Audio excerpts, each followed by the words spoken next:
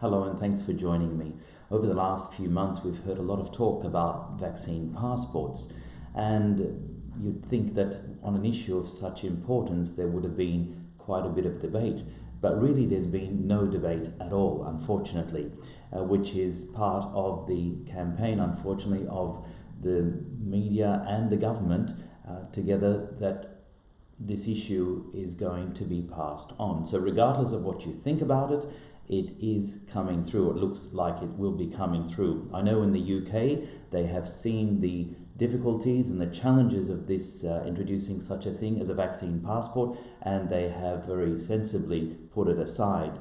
I just know that it's already caused a great deal of division, creating a two-tier culture or society within Australian society, and it's already led to a great deal of harm. I'm not sure what good is really going to come of it. But what are we told? We're told that this is really necessary in order to protect the common good and to protect members in our society and minimize transmission. So it's presented as a COVID issue. But as I've discussed in other videos on this channel, the transmission of COVID-19 is not just restricted to those members who choose to not be vaccinated. Vaccinated people, fully vaccinated people, can still fall ill with the disease and therefore are able to transmit it in our community. So they're actually, the fully vaccinated and the unvaccinated are both on a spectrum of grey, and there's no guarantee one way or the other against transmissibility by being fully vaccinated or triply vaccinated or singly or not vaccinated at all. So what is this issue really about? It's about knowing and having access, third parties having access to your privacy, your sensitive medical records. And immunization falls into this. Let me just ask you something. What if someone came up to you and point blank said to you, do you have HIV? Do you have hepatitis C? You probably feel like saying to them, none of your business, or maybe something even more colourful, because they're intrusive, invasive questions. No one has a right to know your private medical record and history except your doctor and your family members and those who are closest to you. But it's your choice whether or not to reveal this information. And through a vaccine passport, this is what we're actually being led to do.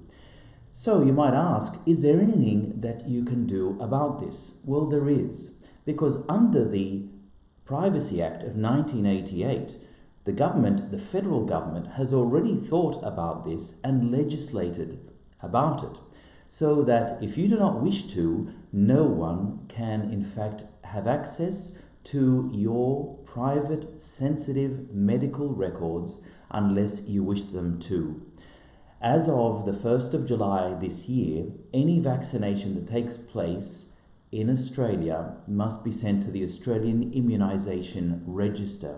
However, if you fill in this form, and take a good look at it please, which you can access on the Australian Immunisation Register website, you will have to go through 4 steps to eventually find it and click on the individual links as they lead you to it, and then you will have to download it, fill it in. It'll only take you about 3 minutes, and then post it.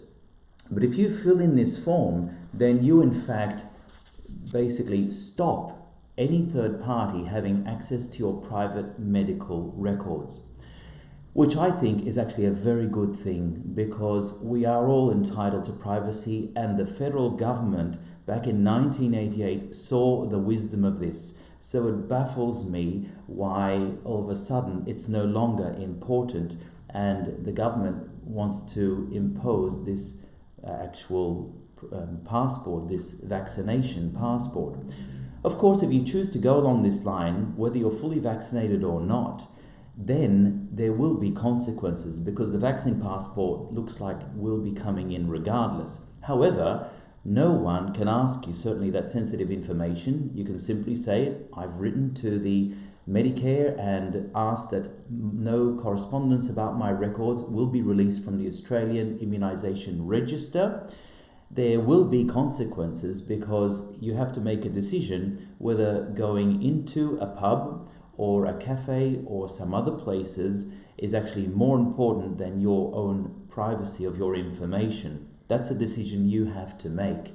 However, and regardless of whether you're fully vaccinated or not, this is an issue about your own personal information. And if that is certainly the case, then you may choose to go elsewhere or not visit those places. But you are under no force to reveal this information, sensitive that it is, about yourself to a police officer, a shopkeeper, or a business owner, or anyone else for that matter. Not even your doctor, if you don't wish to.